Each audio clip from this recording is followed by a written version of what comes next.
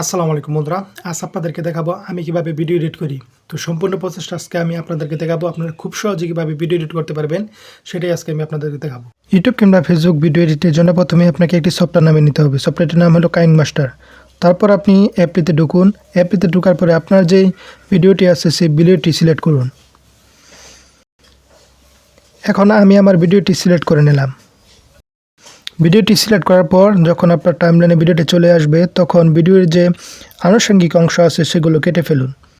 তার জন্য ভিডিওটিতে ক্লিক করুন। ক্লিক করার পর উপরে দেখেন একটি কাঁচির মতো একটি অপশন আছে, সেই কাঁচির অপশনে ক্লিক করুন।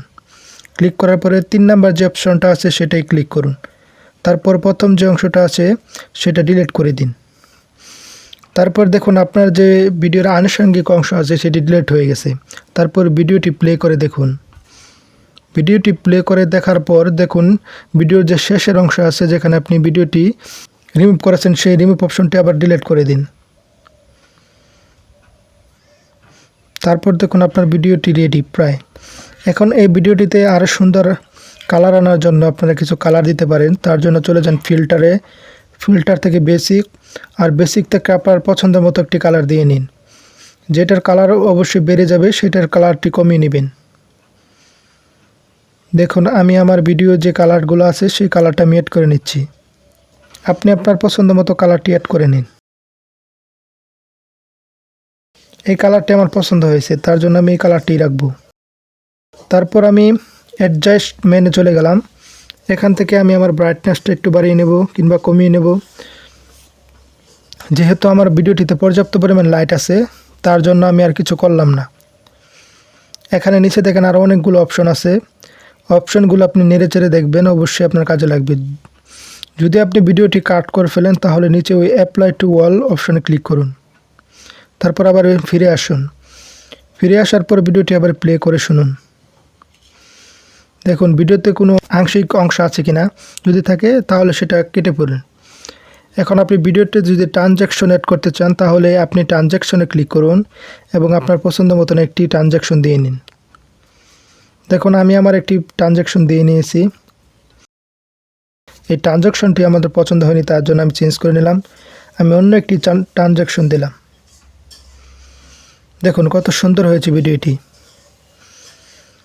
যেহেতু এটি ডেমোভাবে আপনাদেরকে দেখানোর জন্য আমি করতেছি, তার জন্য আমি বেশি ভালোভাবে করলাম না। এখন ভিডিওটি বারবার প্লে করে শুনুন এবং দেখুন কোথাও কোনো ভুল আছে কিনা। তারপর আপনি যদি আলাদাভাবে কোনো ব্যাকগ্রাউন্ড মিউজিক অ্যাড করতে চান তাহলে চলে যান অডিও অপশনে এবং সেখান থেকে আপনার একটি পছন্দ মতো প্লাস আইকনে ক্লিক করে আপনার পছন্দ মতো একটি অডিও সিলেক্ট করে নিন। যদি অডিওটি আপনার ভিডিওর বাইরে চলে যায় সেটাকে ক্লিক করে টেনে ধরে সামনে নিয়ে চলে আসুন। তারপর যে বাড়তি অংশ আছে সেটা ক্লিক করে কেটে দিন। দেখেন আমার ভিডিওটা পারফেক্ট।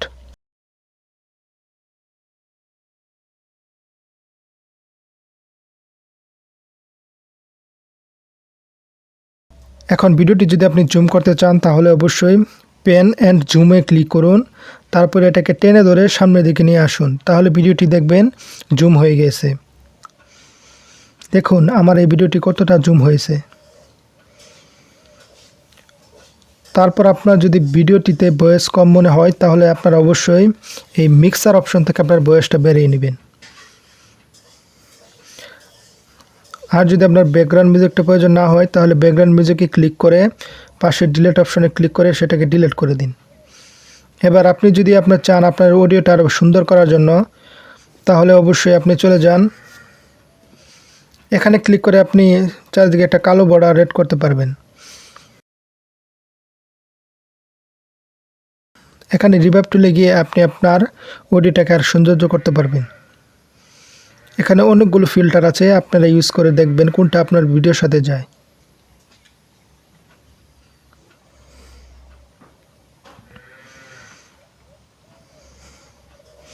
আমি আমার ভিডিওর মতো এই অপশনটা সিলেক্ট করে নিলাম।